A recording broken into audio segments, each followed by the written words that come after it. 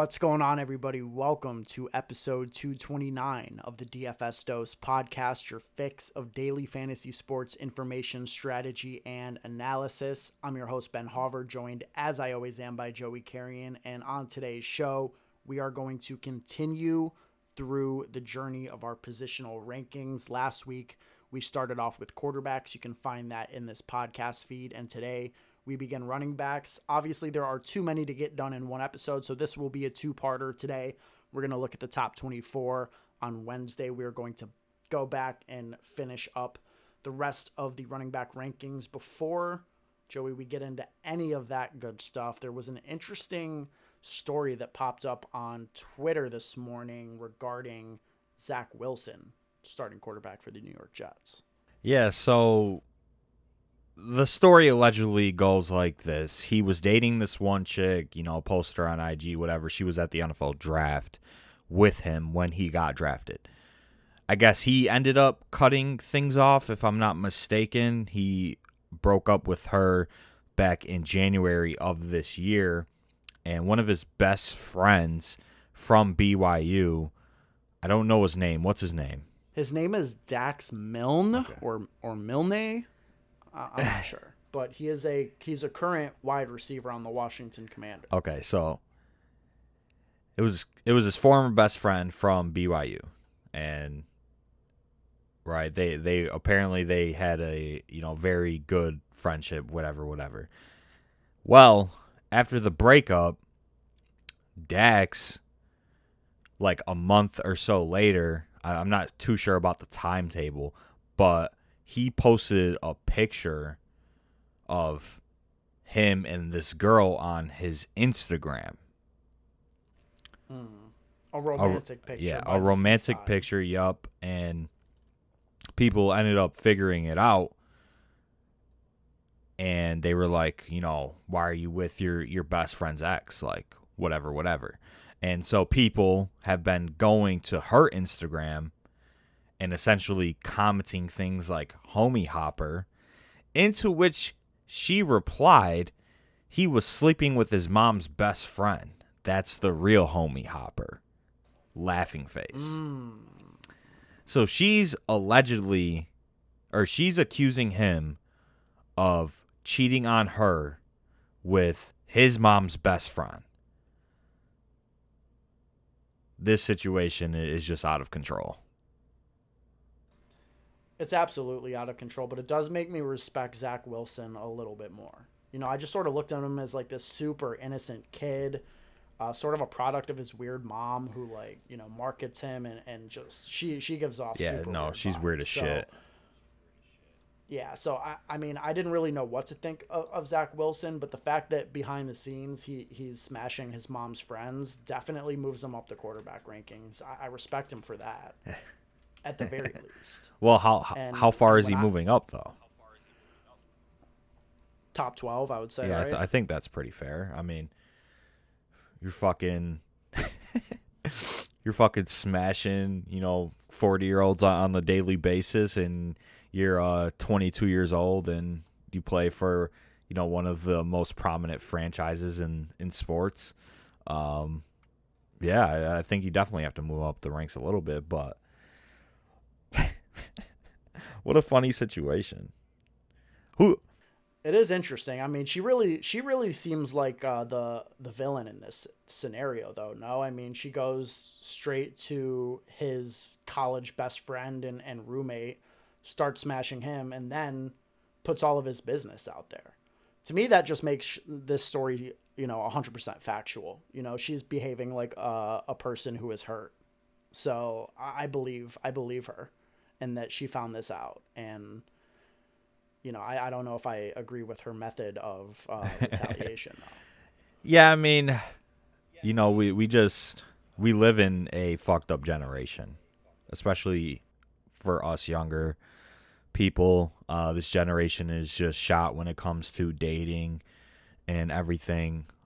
Just in terms of that, with social media, I think is really the main cause of all of these problems in the dating world. And she's definitely being made out to be the villain in the situation.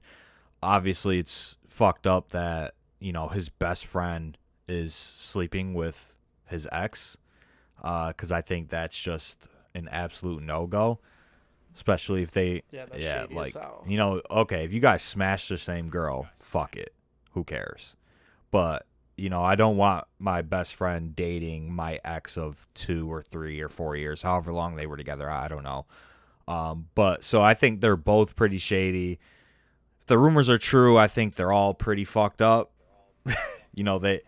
I mean, nothing about what she said, was her direct accusation that he cheated on her? Because if so, then he's in the wrong. But if he just, hooked up with his mom's best friend, what's wrong with that? Yeah. If my mom had hot friend, I mean, I don't want to say that. Yeah, no, you're absolutely right. She didn't accuse him of cheating. She just accused him of MILF hunting. Yeah. And I respect it. I mean, there's absolutely nothing wrong with MILF hunting in your early 20s. It's the prime time to do it. I mean, yeah, she, like you said, she's just coming from a place of hurt, and she probably feels some type of way that he ended things. I mean, you go from the starting quarterback of the New York Jets, who was the 2nd overall pick, making millions of dollars, to a practice squad player that's going to be out of the NFL in a year.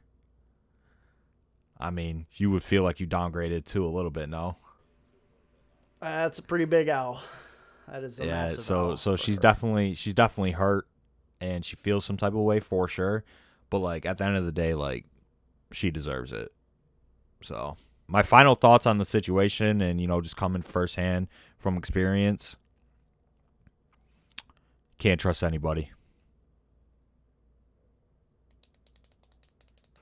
All right, well said. Actually, there is one thing that you can trust, and that's our running back rankings. All right, and that is something that you can take it to the bank, put your hard-earned dollars on, because we put a lot of time into crafting these running back rankings to be perfection, to help you win all the money in these best ball tournaments. And let's start off right at the top, where I think you're coming in with a bit of a hot take. We talked about this maybe a month ago. We went pick by pick in the first round on a podcast and discussed everybody. JT was both of our consensus 101s, yet as we debut our rankings, Joey, you have made the switch. Christian McCaffrey now is your running back 1, JT your running back 2. Is this all the Baker Mayfield effect, pushing CMC up to RB1 overall for you? I mean, it definitely helps having an upgraded quarterback in Carolina for all of the skill position players. But I still do believe it's not that great of an upgrade, but it is still one nonetheless. And I think just for me personally, the reason why I have CMC over Jonathan Taylor is the pass catching upside.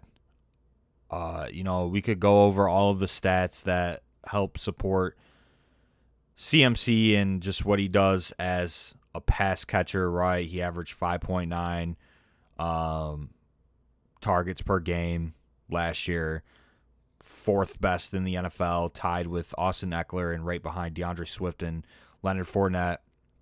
Had 41 targets in, 6 games.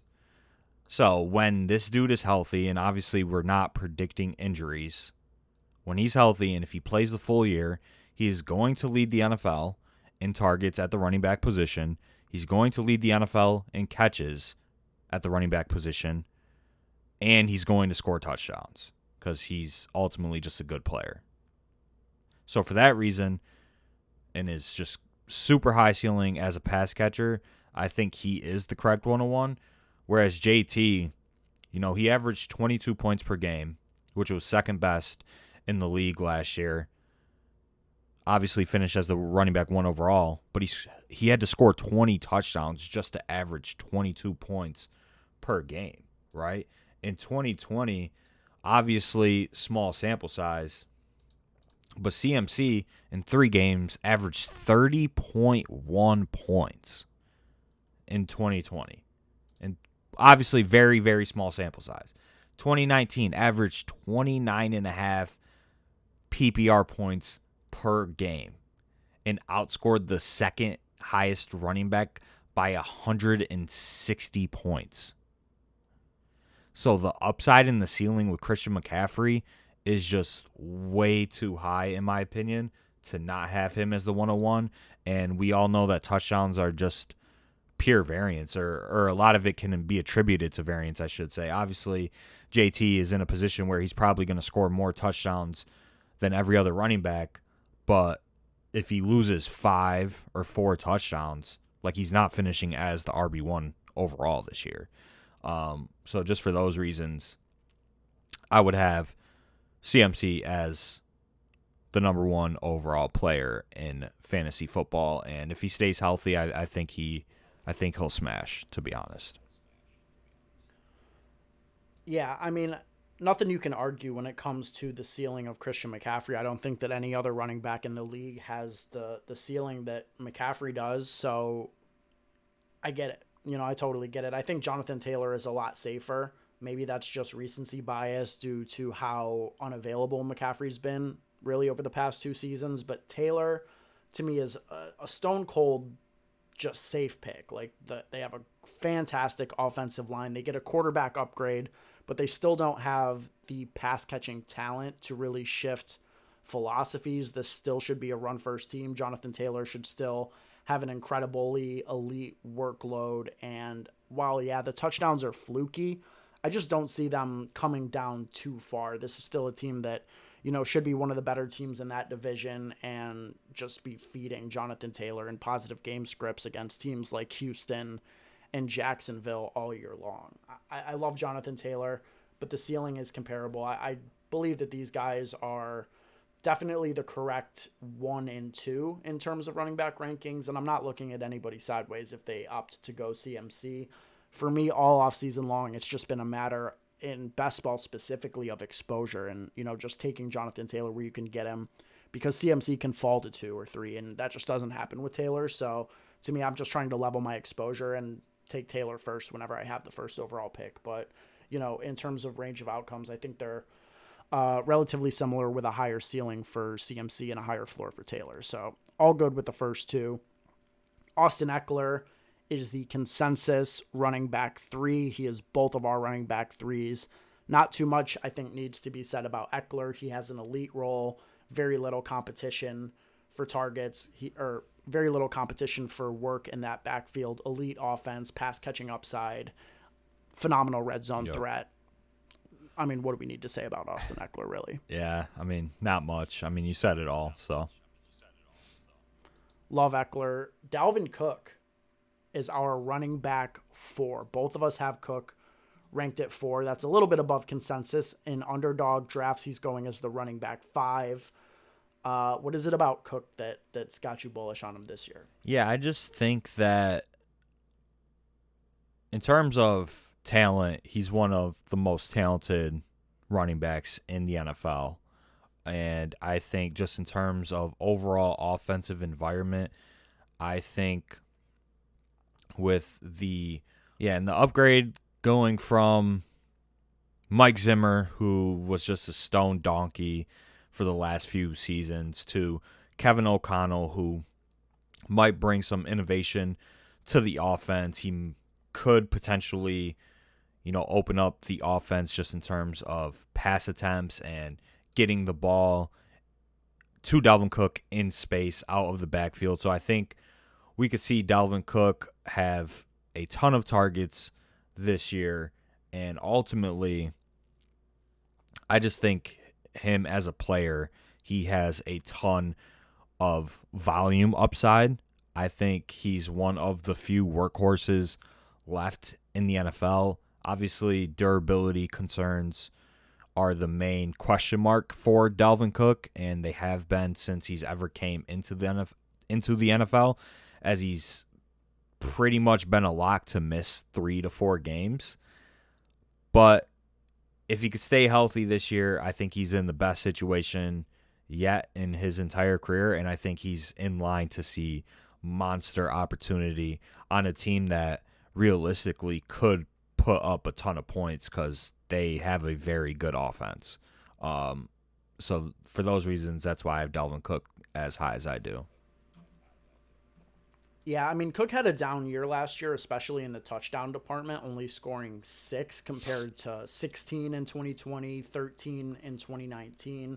That could definitely shift back in Dalvin Cook's favor this year. And I think that Cook could have one of his better years as a receiver if they do shift pass happy, because they're not going to be taking him off the field for like Amir Abdullah. Like, I don't see that happening at all. So I think Cook is, really in good shape to have a strong year, and the offensive environment is really strong. I mean, I think the Vikings are the favorite in that division. Yeah, so. and just another thing for Cook, he averaged 15.9 PPR points per game last year, but his expected fantasy points was 19.2, so a difference of 3.3, which was second highest in the NFL behind Cam Akers last year.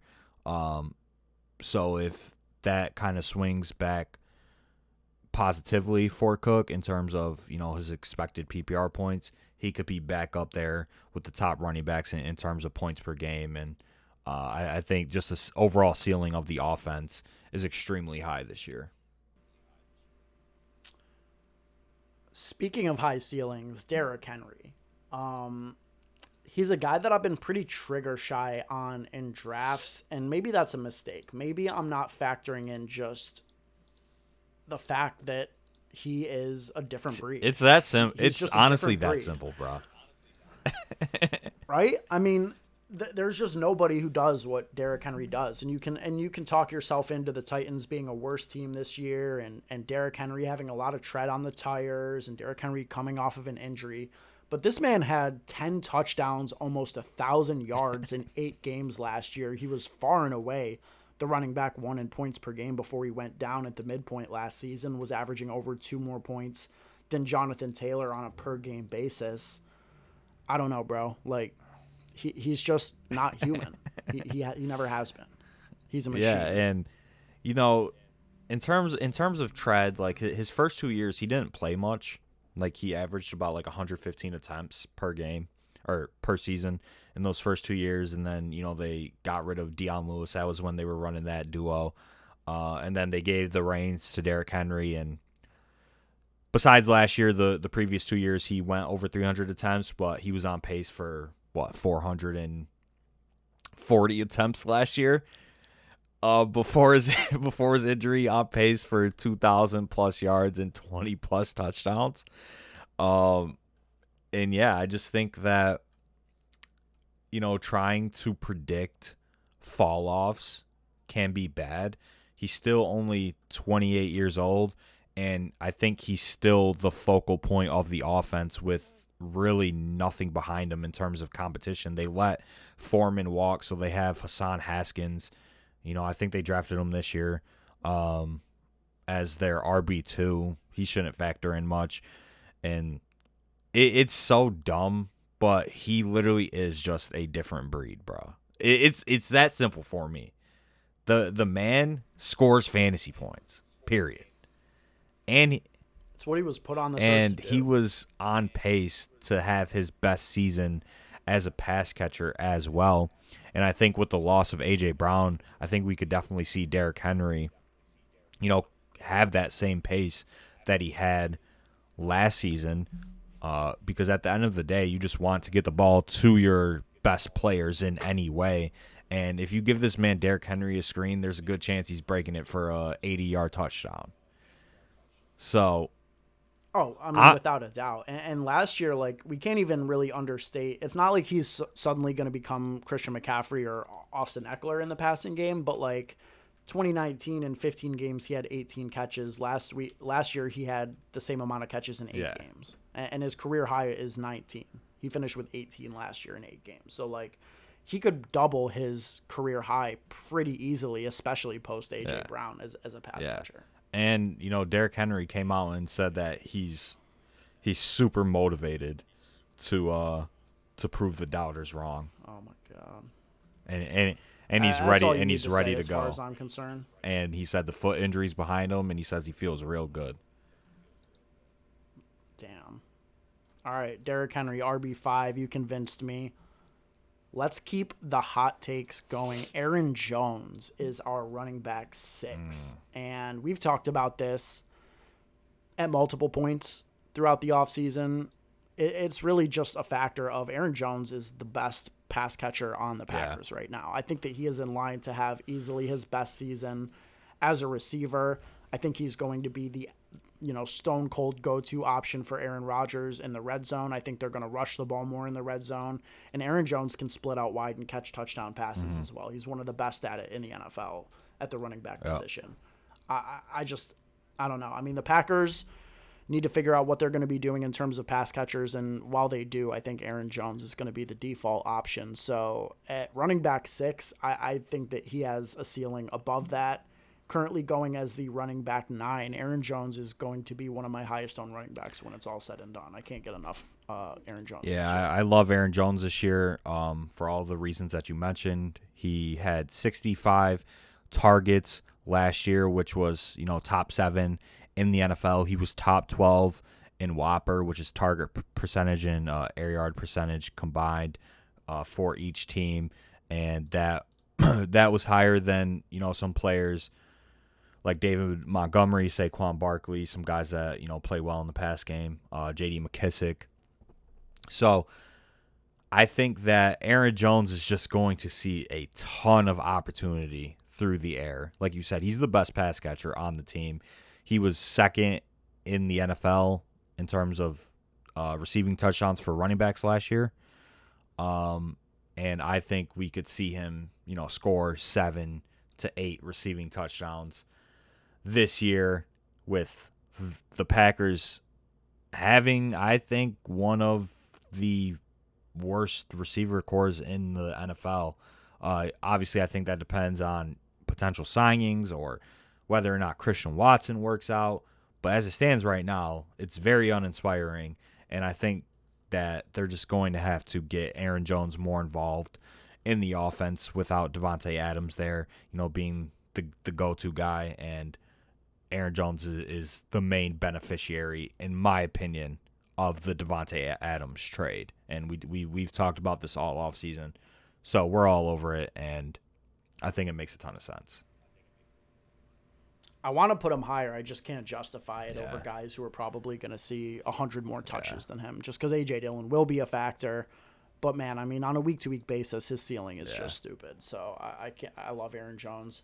After that, our rankings start to get more different from this point on. 7 and 8, we both have Deandre Swift and Naji Harris. You have Swift at 7. I have Harris at 7. With these two guys, I could see it going either way. I just think that Najee's touch projection is so much higher than DeAndre Swift's that even while I believe that Swift will have a better receiving line, and I like his ceiling for sure, to me, Naji Harris could lead the league in touches this year. And I mean, at RB, 7 for me, I think that you're getting some good value on him. I'm still a little bit lower than consensus. He's going as the running back 6 on Underdog. I've made the case before that I think Naji Harris could be top 5, and I do think he could. It's just his ceiling is a little bit lower than guys like Henry and Cook and Jones. He doesn't have that explosiveness per se. He's not going to bust off an 80-yard run the way that Derrick Henry can anytime he touches the ball. But the volume for Naji is unquestionable. Yeah. And, that's definitely fair. And who knows, I might move Naji up over DeAndre Swift just because the volume is definitely more guaranteed with Naji. But I mean, both teams definitely have like offensive environment concerns, right? Both running backs have pass catching upside, that's for sure.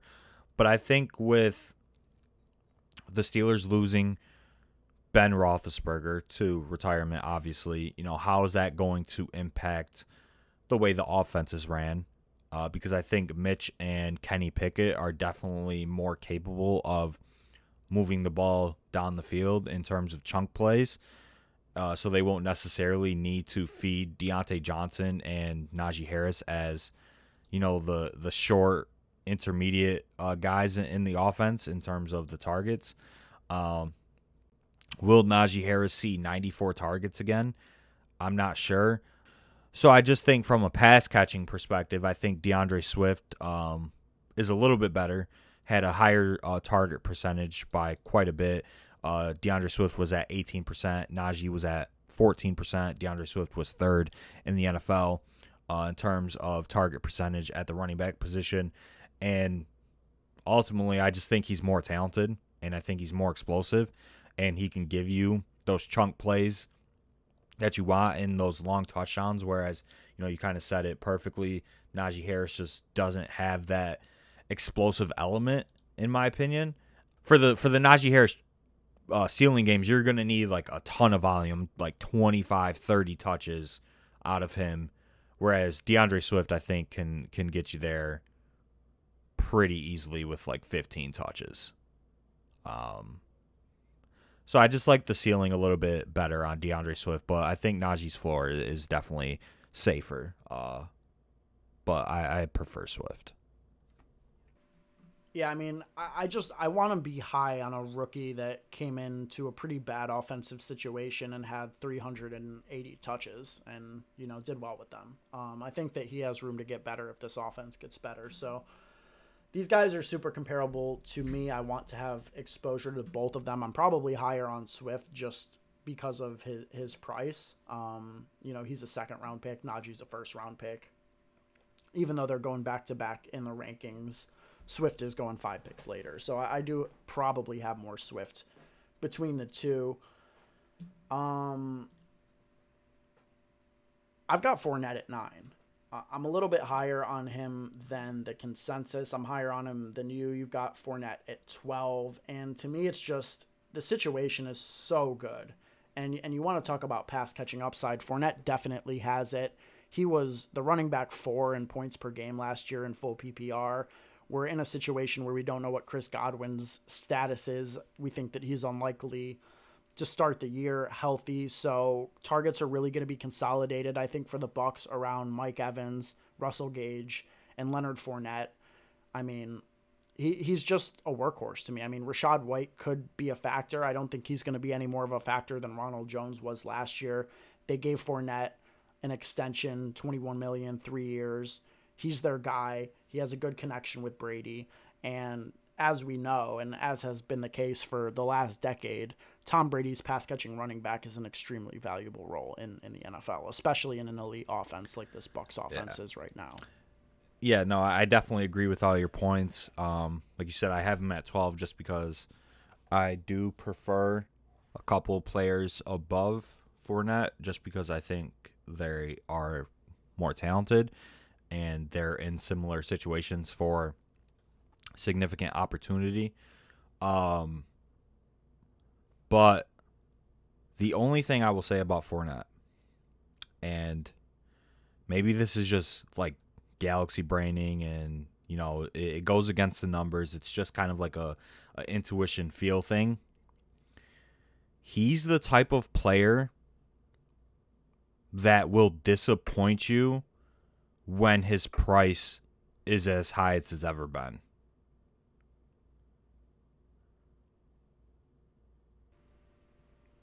It's also an even year. Yes, that too. This is the hard-hitting fantasy analysis that people listen for. My gut intuition plus even year equals fade Leonard Fournette. I can't argue that. I mean, the even year trend has been, proven to be true with him. I mean, for sure. And I don't know. I think just the first thing with just the gut feeling, the intuition, I mean, he's been a top pick before in fantasy football, so I shouldn't say it's his highest price ever. But last year everybody was off Fournette. Fournette was done, blah blah. He goes out, proves everybody wrong. Now everybody's back in on Fournette. It just feels like he's going to have a down year for some reason. It just feels like he's going to fuck everybody at the end of the day. Maybe he doesn't, and he puts together back-to-back good years. But I don't know. I just think he's that type of player where it's like him and James Conner, to be honest, I think are the I'm glad you just said. I was gonna say let's jump around the rankings a little bit because like on that same topic, James Conner is 100% going to bust. They are the two like I have players where when everybody's on them, they will bust, and that's my take for 2022. I don't, but not because of the numbers or anything. James It's just Conner. gut. So it's like, you can't really rank based off your gut because they're gonna see opportunity, but it'll just be funny if it works out like that. I mean, dude, James Conner could be like running back 8 if we were just projecting him off the numbers, but there's just something in my soul that won't let me do it. You know, I want to move him down further and further because I just know he's not going to come out and replicate what he did last year. He's just not that guy. Yeah, it's honestly that simple for me, but others might disagree. And James Conner, I have as my RB14, so I have him outside of, an RB1, so I have him as a high-end RB2. On Underdog, he's currently going as the RB14, so actually I'm pretty in line with the ADP there. But yeah, I don't have much James Conner yet, and obviously the numbers say he's a good draft pick, and you should be taking him, and he's going to have a lot of opportunity and touchdown upside. I don't know, just for some reason I can't do it in the third round. I'd rather take a wide receiver. This is why we don't get any respect, bro, in best ball Twitter, because we have player takes. That is true. It's not. We look at people and we see the fact that he doesn't have it in him as a man. He doesn't have that dog in him, and we react accordingly. And that's a big no. We should just be going straight by the projections. Apparently, that's what all the people who haven't actually won tournaments tell me. But what do I know? Yeah, I mean, you're not fucking wrong. That's the thing. You're not wrong. Damn. Did I say that out loud? Oops. All right.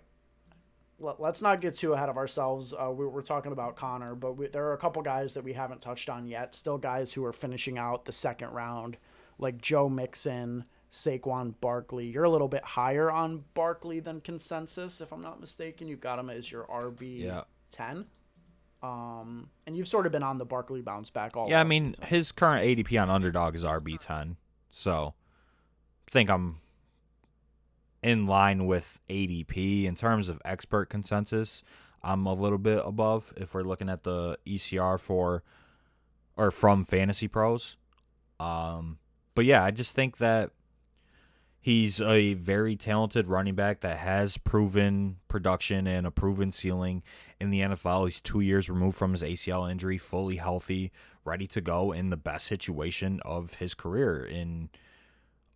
With Brian Daboll as the head coach, I think that the head coaching upgrade is significant, and I think he could be one of the few running backs in the NFL to see 300 plus touches if he stays healthy for the entire season. And he's obviously a factor in the passing game as well. He was top 10 in terms of targets per game at the running back position last year, averaged 4.4, had 57 targets. And I think his just overall upside as a player is extremely high. So I want to be high on Saquon Barkley, and like I said, what I think is the best situation of his career. Yep. No real arguments there. Joe Mixon is a guy that you've got ranked at 9. I've got him at 10. His ADP is 7. So both of us are lower on Mixon than consensus. His workload isn't really a question. He should still be, towards the top of the league in touches when it's all said and done. He's attached to an elite offense in Cincinnati. The only down factor, I think, with Mixon, and it's one that, I heavily weight when I rank him, is that his role just changed a lot down the stretch last year. Like, he was getting the touches, but the Bengals made a concerted effort to reduce his role on third downs. He went from averaging 5.3 third down snaps in the first 6 weeks to only 1.8 for the final 9 games. And if that trend continues and they, get Evans or P. Ryan more involved on third downs, it could just really limit what he does as a pass catcher. I just think he doesn't have the pass catching ceiling that really any of the guys that are going in this range do. Swift, Naji, Fournette, etc. But he still has a lot of week-to-week touchdown upside. This dude Mike Davis out-targeted Joe Mixon last year. Yeah. Exactly. Mike fucking Davis.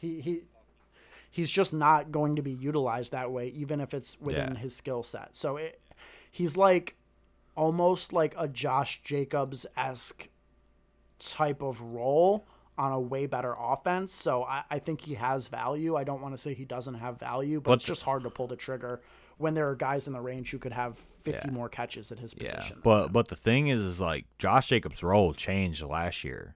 That's the thing. So he doesn't even have that role. Josh Jacobs was top 10 in the NFL in targets at the running back position. With 64, and he was 4th in the NFL in catches. So like that's not even like that good of a comparison, to be honest. Like he's just not playing in the passing game. Like you said, his role completely changed. And I think I credit to them just they were just winning games, They were up winning games. And they were just bleeding the clock, feeding Joe Mixon. Like he was top 3 in terms of touches at the running back position, but he was 27th in terms of targets. So the pass catching upside I think is very limited, but the overall opportunity and the overall offensive efficiency is going to be so high that you still have to rank him in the top 10. But I think the ceiling could definitely be limited, and I think he's going to be like a guy that you need to score 2 touchdowns in a game for him to, realize his ceiling in any given week. Yeah, so maybe a better comparison wouldn't be Josh Jacobs. It would be the guy that I've got ranked right after Joe Mixon, which is Nick Chubb. I have Chubb at 11. You have him at 13. We're sort of right in the middle of where his ADP is. He's at 12. I think that Chubb's sort of the same way. Like Chubb is even, I think, a better actual runner than Joe Mixon. It's just he's never going to be utilized as a pass catcher, and they have a lot of other talented backs. We also don't know the offensive situation. This team could, range anywhere from having a top 5 offense to a bottom 5 offense, pending Deshaun Watson news. So it's hard right now to rank Nick Chubb. That being said, I do think that there is a year out there, maybe it's this year, maybe it's next year, where Nick Chubb could just have that Derrick Henry year. I think he's a talented enough player that he could just go nuclear and rush for like 1,800 yards. Like I think that that's possible for Nick Chubb. I definitely think it's in the range for sure. Obviously, it'll be tough with the offensive environment this year, especially if Deshaun Watson is suspended the whole season or suspended for 8 games or however many, and Kareem Hunt is still there, who is the best quote-unquote backup running back in the NFL, right? Like Kareem Hunt's a starting running back on, 20 out of the 32 NFL teams. I think he's a top 12, top 15 talent at the running back position. So you still have him there, which obviously hurts Nick Chubb's ceiling in general. But I think that without Watson, they will have to rely on these running backs early in the season and pretty often. So I could definitely see Nick Chubb and Kareem Hunt having, kind of monster opportunity. Or I could see them having monster workloads early in the season. And then if they get Watson back, they can go and play how they want to on offense. But I don't know if I'm buying into Nick Chubb this year with just the concerns of the offense and the running backs that they have on the team as well. And he's not going to play in the passing game. Only 25 targets last year in 13 games. Just not great. And you really just need to get there on touchdowns. And ultimately, at the end of the day, I don't want to bet on players scoring touchdowns when it's all said and done. Yep, and that is why we're lower on Connor. We've already talked about James Conner. Alvin Kamara is a player that we both have in this range as well. We've talked about Kamara at length. It's just hard right now to rank him, but the upside we know is there. We're just waiting on suspension news with Alvin Kamara. Yeah, and I actually saw a thread from this fellow on Twitter. I don't have his @ which is unfortunate, but I read his thread, and he's like a lawyer or whatever, and his prediction is that Alvin Kamara doesn't get suspended this year. Because the case gets pushed back until the season is over. So I think right now at Kamara's current ADP, which obviously this is a ranking show, but his ADP right now is running back. Yeah, his ADP right now is running back 15 at 33.8. So the third round, I think everybody listening to this should be buying Kamara right now. It's his lowest price of the season. Obviously, God forbid a suspension does come and he gets suspended, his ADP will drop, but there's a very good chance that he doesn't get suspended. And for that reason, I have him currently as the RB11. So I'm a little bit higher than consensus on Kamara. And, I may move him up in the next few weeks if we don't get any news. And he's not going to get suspended until at least August. So. Yep, that is true. So I think the buying window remains open for. You gotta buy in these tournaments that are dropping and are filling, especially on Underdog. Yep, definitely. I mean, hammer in the puppy. It's only going to be open for a week or two. So, we have the same running backs 15 and 16 in Javonte Williams and Cam Akers. This was a tough one for me to rank because I think that Cam Akers outright projects for more touches. I think Cam Akers is going to be a full-blown workhorse to start the season. The only concern is whether or not he can get back some of the efficiency he had as a rookie opposed to last year where it was just, horrible coming off of an injury that he probably should have waited a little bit longer to recover from before touching the field. But the Rams showed as soon as Akers was back that he is their guy. They want to feed him a full workload. And, I mean, God, if Akers gets a full workload, he should be higher. I mean, he should be an RB1, right? Like, if we actually project Akers for like a 20 touch per game sort of workload on this Rams offense with a little bit of pass catching upside, Akers could be a smash at, a mid-range RB2 price tag. Yeah, I mean, I've been lower on Cam Akers for sure than maybe some other people have in the past. I think the opportunity will definitely be there.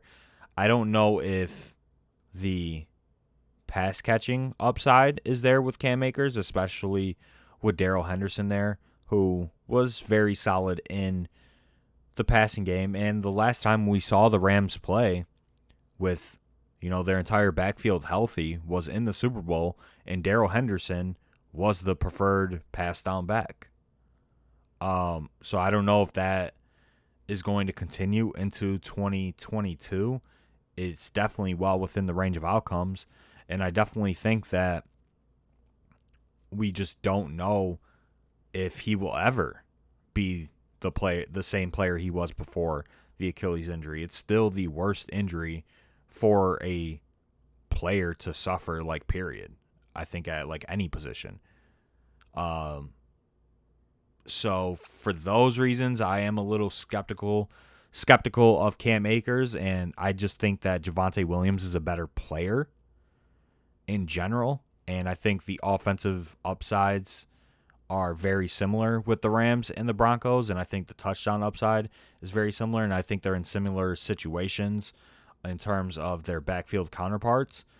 So for me, the tiebreaker between them and my rankings was just talent, and obviously Javonte Williams is a very talented player, and he also doesn't have to recover from a torn Achilles.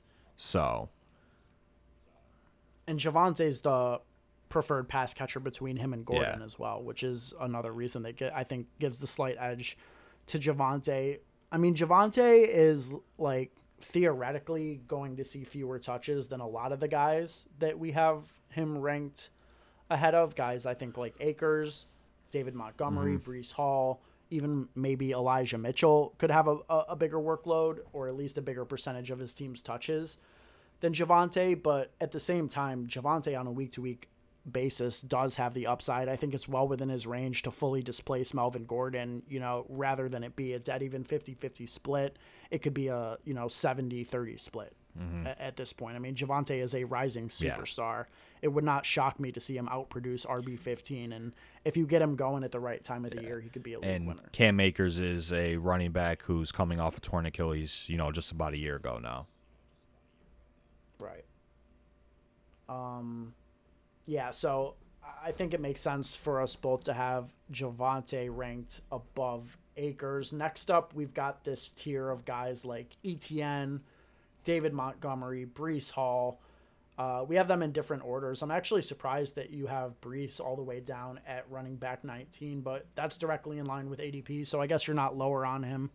And I'm a little bit higher. I have him directly after Akers at RB17. I just think that he has the ability to be one of the highest touch running backs in the league. Like, he could be a full workhorse. I think in other years in the NFL draft that's not so rich with wide receivers, Breece Hall's a first-round pick, and I just think that he has a ton of upside, much like Naji Harris did last year, albeit on a bad offense, to just dominate in touches on a week-to-week basis. Yeah, no, I definitely agree with that for sure.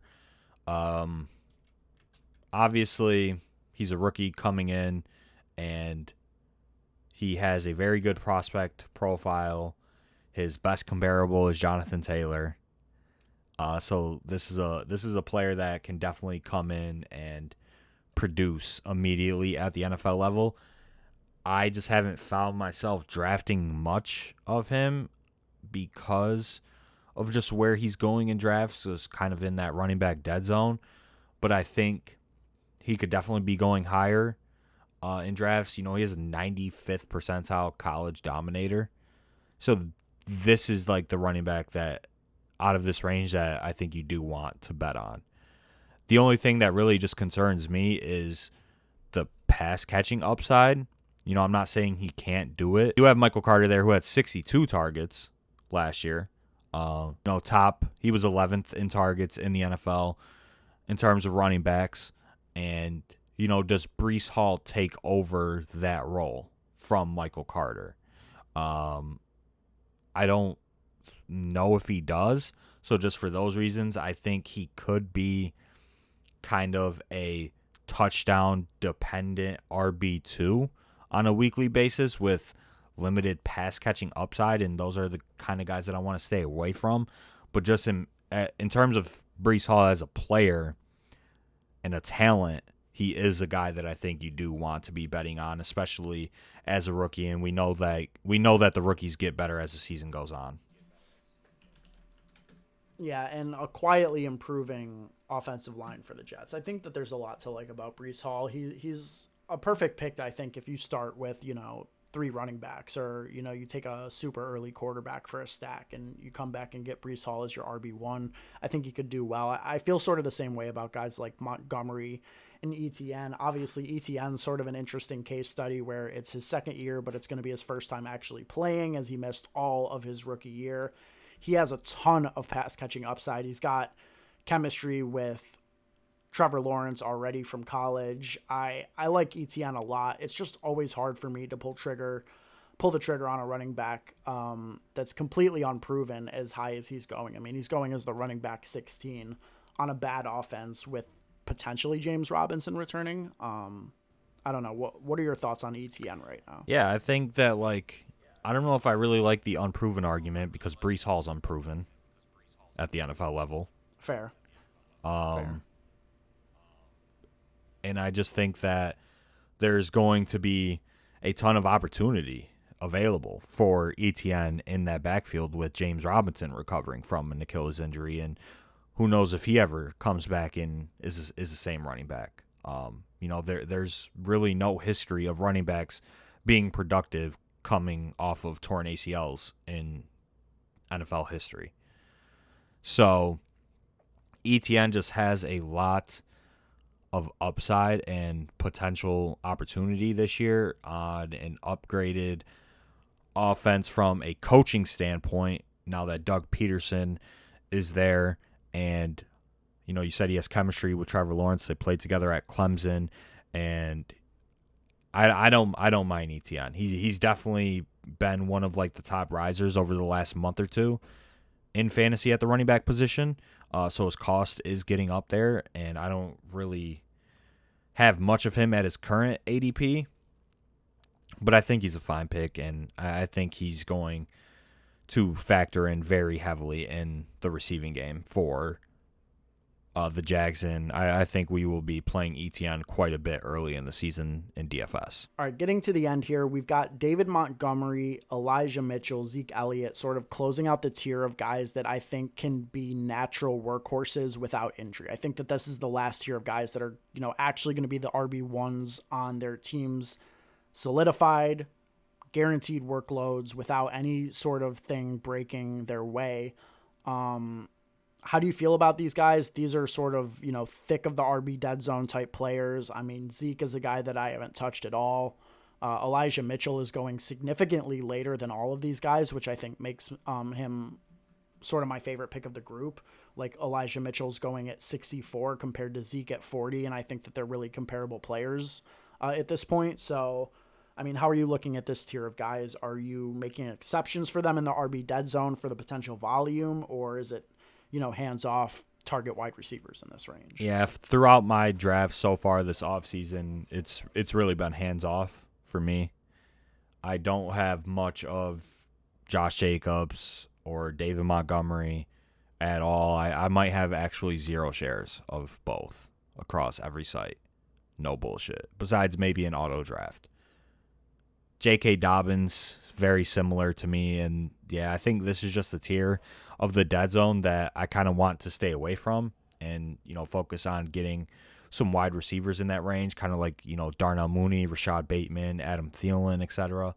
Maybe a quarterback like Kyler or Jalen Hurts is definitely the way that I'm approaching drafts right now, and I think that ultimately the volume will be there, like you said. They will have volume. I just think that their ceilings on a week-to-week basis are so touchdown reliant that I just don't want any parts. And then you factor into account David Montgomery's on the Bears. Josh Jacobs is going to be in a 3-way timeshare, probably, most likely. J.K. Dobbins isn't even going to be ready for week 1, most likely. And he's going to be in a 3-way share. So these dudes are going to have a little bit of opportunity. They're going to need touchdowns to get there, and they're competing with 2 to 3 other players on their offense for touches. It's just a hands-off situation for me. I want no parts. Yeah, and I mean, I really struggle with ranking like a handful of these guys. Like as I have it right now in my first initial run of rankings, like as we get past Zeke and David Montgomery, like I have A.J. Dillon and Tony Pollard ahead of guys like Antonio Gibson and Miles Sanders and J.K. Dobbins. Like you said, like all of these guys are going to be in 3-way splits. And while, yeah, they're probably like better surface picks, they have better floor projections, the way that I am drafting, I'm just not going to be taking these guys ahead of guys that I think have actual league-winning potential like Dillon and Pollard. That's how I have it ranked, and that's how I go in, to handle it in the drafts. Like I will completely skip over this tier of Dobbins and Jacobs and Gibson because I think Pollard and Dillon are better picks at better values. So I don't know. It's difficult to rank those guys that clearly have better touch projections, but their ceiling outcomes are just not high. I definitely agree. And like for me, I don't even have Antonio Gibson in my top 24. Which he's going as the RB25 on Underdog, but like the expert consensus rankings have him as the RB20, right? They have Zeke as the RB17. We both have Zeke as our RB21. So if we're just looking at like the majority fantasy industries rankings, like we're very different and, we're lower on these types of players. And I think just in general, the consensus in the community is always just a little too high on these guys like Antonio Gibson and Josh Jacobs and Dobbins and whatnot, for whatever reason. But I'm just drafting none of them, and I just don't see how they win you your league, to be honest, especially with the players that they're going around that I mentioned before. And, I have I have CEH as my RB24, actually. So CEH is, going a little bit later than where I have him ranked. He's the RB28. You said Pollard, he's the RB27 on Underdog. But just in terms of where they're going in like the 8th round. And that's the time where you want to be targeting running backs again, historically.